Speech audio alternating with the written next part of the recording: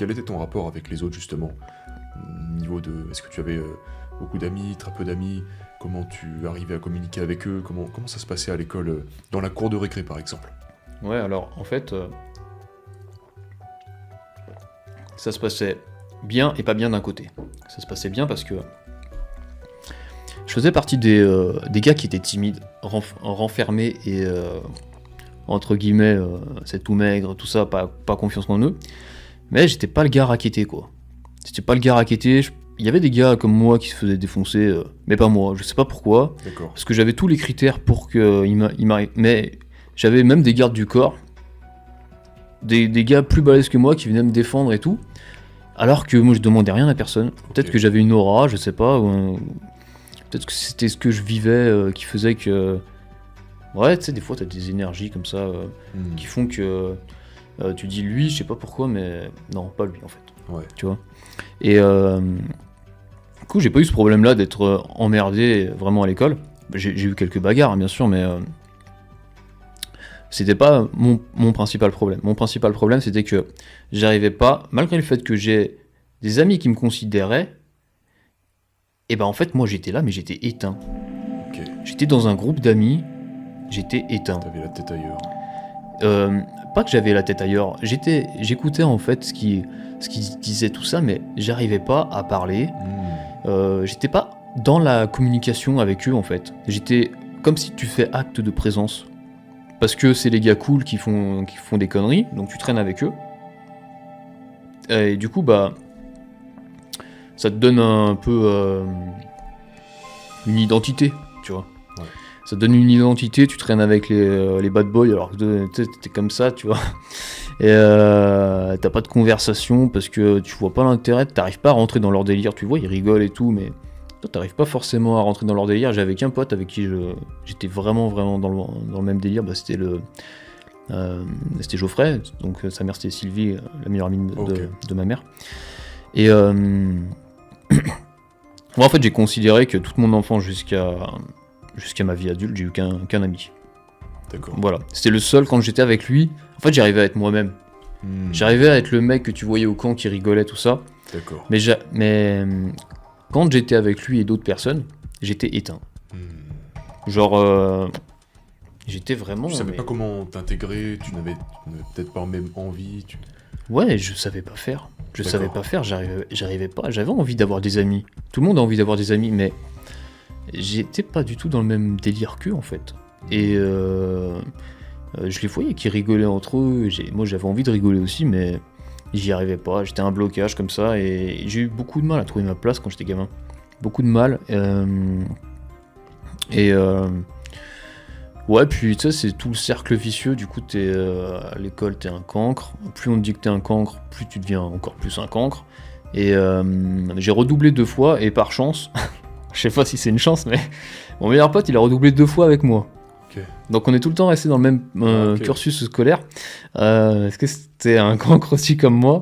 Et du coup, j'ai redoublé mon CP parce que je savais pas lire. Et j'ai redoublé ma 6ème parce que j'étais... nul quoi, j'étais vraiment nul. Mon gros problème, je sais pas si ça se voit encore dans le Discord quand je parle, mais c'était le français. Ok.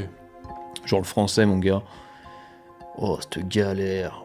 Je comprenais rien du tout. Mais pour te dire, attends, je vais te dire un exemple, mais tu vas comprendre à quel point j'étais nul quoi. Genre, c'était la dictée, c'était horrible. Une fois, il y avait une dictée surprise, parce que c'était en 6ème. Je sais pas si c'était ma première ou ma 2ème année de 6ème, mais c'était en 6ème. Et peut-être dans les classes, t'as toujours les groupes de cancres qui se mettent entre eux, qui sont derniers de la classe. Moi, j'étais toujours dans les derniers. Hein. De toute façon, je devais avoir 3 de moyenne. Ouais, sans forcer, hein. Tranquille. Hein. Je devais avoir à peu près 3 de moyenne, un truc comme ça. Et en français, genre, tu sais, il y avait ces fameuses notes négatives, tu vois. Genre, ok, je vois. 0, c'est pas la pire note. Tu peux avoir -1, -2. Et il y avait un gars que je considérais comme étant con. Lui, il avait eu 3.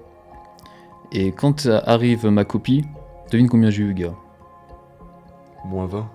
Putain, t'es pas loin, j'ai eu -17. -17. -17. Alors que l'avant-dernier, il avait eu 3.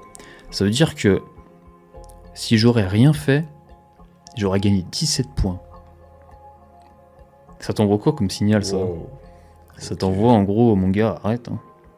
Fais rien. Au pire, t'as 0. Et 0, c'est même bien au final quand t'as des notes négatives. 0, c'est plutôt une bonne note. Parce que moins 17, c'est comme si tu pars avec un contrôle de retard, quoi. Ouais. En 6ème, ça, c'était? Ouais, c'était en 6ème. Ouais. Ok. Bon, du coup, je suis pas allé bien loin dans la scolarité. Hein. Je suis allé jusqu'à la 3ème, puis après, je suis parti.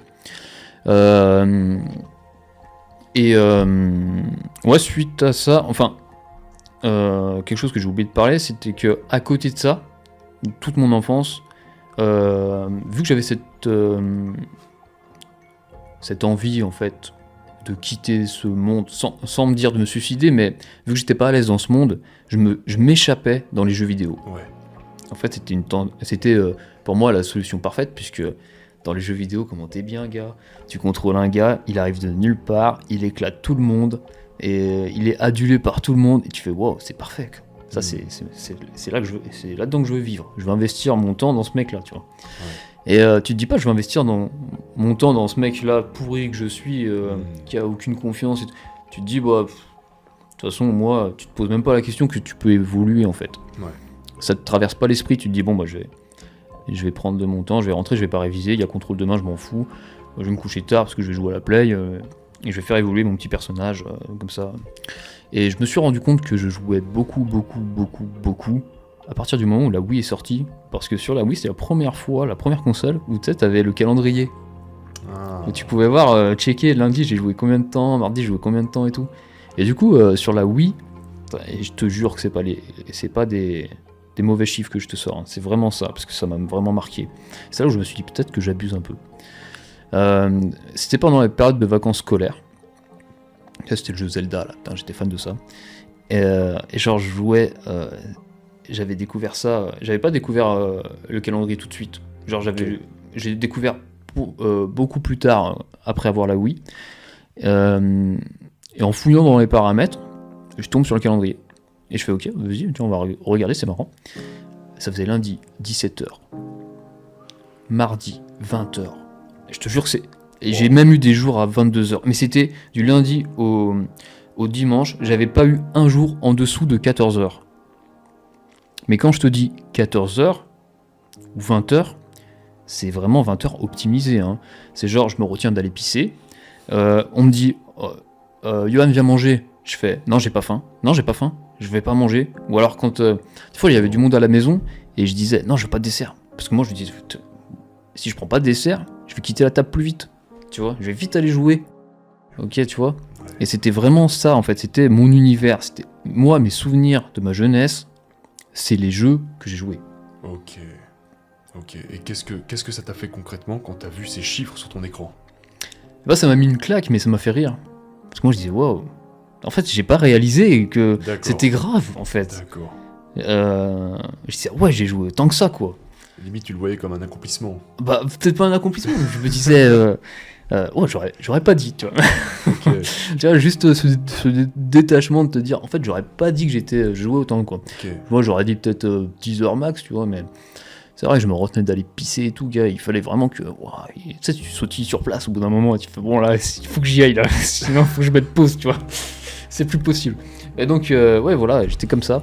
Et parce qu'en fait, ouais, quand tu joues à la play, t'as plus de problème, en fait.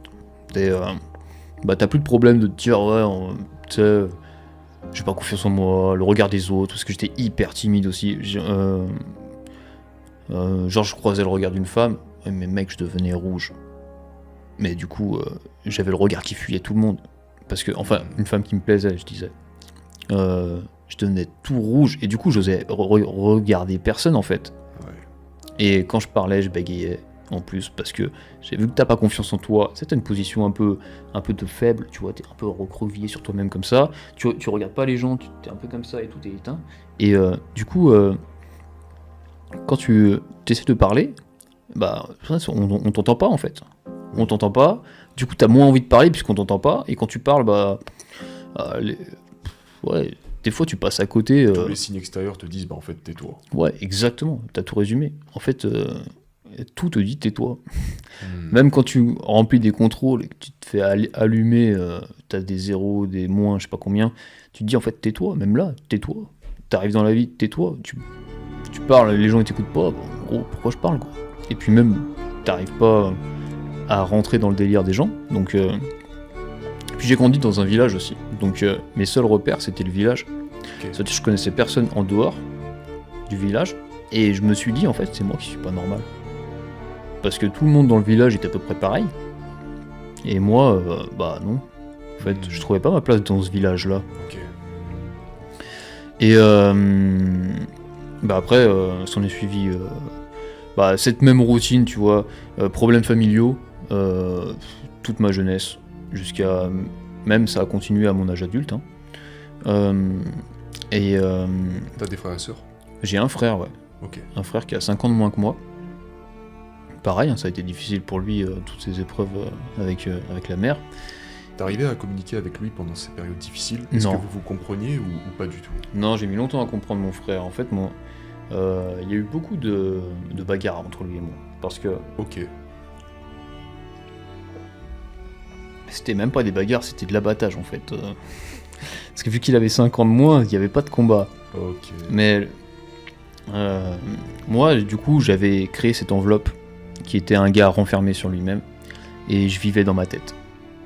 Je vivais dans ma tête. Sauf que ma vie à l'époque dans ma tête, c'était les jeux vidéo. Je pensais genre optimiser mon personnage, des trucs bateau. Et je savais pas qu'en fait dans ma tête, je pouvais en faire une putain de salle d'entraînement pour moi. Parce que maintenant, j'utilise encore ce pouvoir que j'ai de rêver. Et quand maintenant tu as un repas, je parle pas, c'est qu'en fait mon gars, c'est que dans ma tête, je suis dans la salle du temps. Ouais. C'est que je suis en train d'élaborer des putains de stratégies. C'est que c'est plus pareil. Mais avant, ma tête, c'était... je m'enfermais dans ma bulle, il fallait pas venir me déranger. Parce que j'avais pas du tout de notion de communication.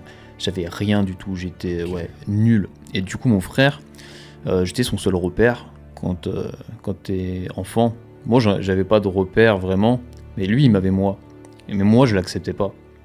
D'accord. Parce que moi, je voulais ma solitude, je voulais mon truc à moi. Et du coup, lui, il cherchait cette affection, et moi, je l'envoyais chier. D'accord. Parce que je sais pas vraiment pourquoi, en fait. Je peux même pas te dire. C'était comme ça. J'étais méchant avec lui, en vrai. J'étais méchant parce que lui, je me rendais pas compte qu'il voulait de l'affection à ce moment-là. Et moi, j'étais pas capable d'en donner, de toute façon. J'étais pas capable. Ok. Et du coup, bah, ça partait en bagarre. Et bah, après, ça partait en punition des parents, tu vois, enfin bref. D'accord. Et voilà pour mon enfance. Ça a été ça jusqu'à ce que je quitte l'école. En 3ème, j'ai quitté l'école. D'accord. Définitivement ou réorientation? Ouais, bah définitivement non, parce que je suis parti en CAP. Ok. Donc c'était un petit peu l'école, mais en alternance, en fait. D'accord. Je suis parti, j'ai fait un CAP dans le bâtiment, parce que c'était là où travaillait mon père, c'était la facilité, on va dire. Donc j'ai pas eu trop besoin de me poser des questions, qu'est-ce que je veux faire plus tard, parce que j'en avais aucune idée. Ok. Et ensuite, bah là c'était marrant cette période-là. Je sais pas si c'était marrant, mais je venais d'avoir le permis. Je l'ai eu vers mes 19 ans, je crois. Et vu que j'avais 2 ans de plus que mes potes, Oui. vu que tout le monde, techniquement, les gens ne redoublaient pas, et bah j'ai eu le permis beaucoup plus tôt que tout le monde. D'accord. Ouais. Donc là, je pensais que en fait, je me faisais des amis, en fait, alors qu'en fait, je faisais le taxi presque, tu vois.